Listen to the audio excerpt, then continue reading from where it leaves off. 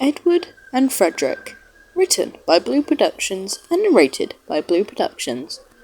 Once upon a time, there was a shed with 6 engines. Some of the engines you already know. One of these engines was called Frederick. He was a blue engine and was very snooty. I'll tell you what, Edward, me and the others will put you into early retirement. Edward scoffed. He wasn't afraid to stand up against the bigger engines. I'll tell you what, Frederick, I have worked on this railway and others before you were even drawn up. Frederick just laughed. Ha! That is the funniest thing I ever heard.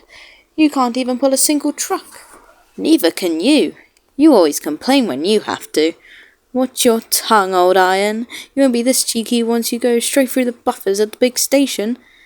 Edward didn't waste his steam. He just shut up and backed into his shed. Engines came and went, but Frederick stayed.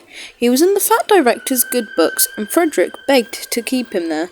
A few weeks later, 2 new engines came, one from Scotland, and the other was from Brighton. One of these engines was a smaller engine, and shunted trucks and coaches. The other was a much more bigger engine. Frederick spoke to both, one more kind than the other. I say... sorry, what's your name? The name's Nigel. What's yours? Fred? The name's Frederick, Never mind. Have you pulled many express trains? Oi, Big Blue, your train is ready. Hey, I'm speaking to you. My name is Frederick, you quarter-wit. You and that old thing on wheels should watch your words, or you'll find yourself on a scrap heap. Cool, dream on, mate. Just go take your train to wherever it needs to go.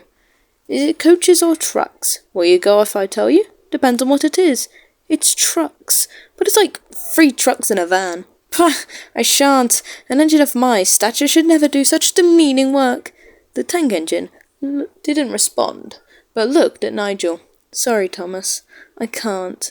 I'm waiting for some workmen to do some finishing touches on my boiler. That's fine, I'll ask Edward.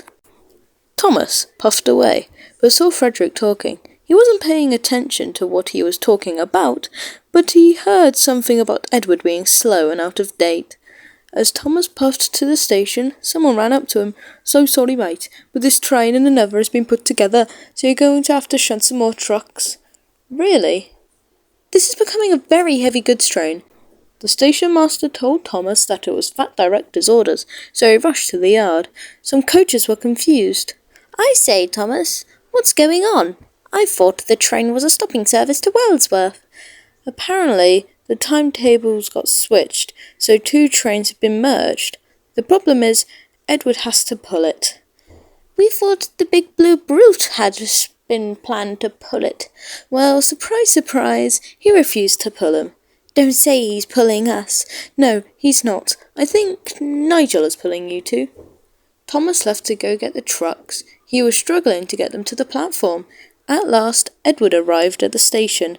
Thomas told Edward about Frederick.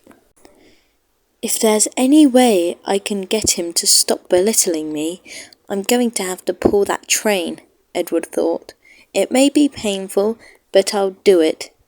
Thomas, I'm pulling this train, but I may need your help. Edward backed down on the train. Frederick slyly rolled up beside him. You should give up, Eddie. I don't want to see you strain. Edward blew his whistle, and he was off. Frederick was shocked. Trees and flowers rushed by with a blur, and the rails were as smooth as butter. He rushed past Elsbridge and zoomed through Crosby. He arrived at Wellsworth to drop off the goods. An engine on the Sodor Mainland Railway took the rest of the trucks away, while Edward went to refill on coal and water. Edward slowly puffed back to the big station. He saw the fat director and told him about Frederick. Well, I'm getting a lot of complaints about him, so I'll stand up and send him packing. Edward went in his berth. Frederick asked him a question. Edward, how did you pull that whole train? It was twice the size of me. Well, all you need is perseverance and hope. You also need help from other engines. Edward winked at Thomas. You just need to be accepting of others. Frederick went silent for the first time that day. The Fat Controller came to the shed. He told Frederick how he shouldn't have such rudeness on his railway. Frederick agreed and puffed to the mainland next morning and wasn't seen on the railway again. "I'm surprised he didn't see me back there pushing you," said Thomas. "Me too, but I think it's done him some good,"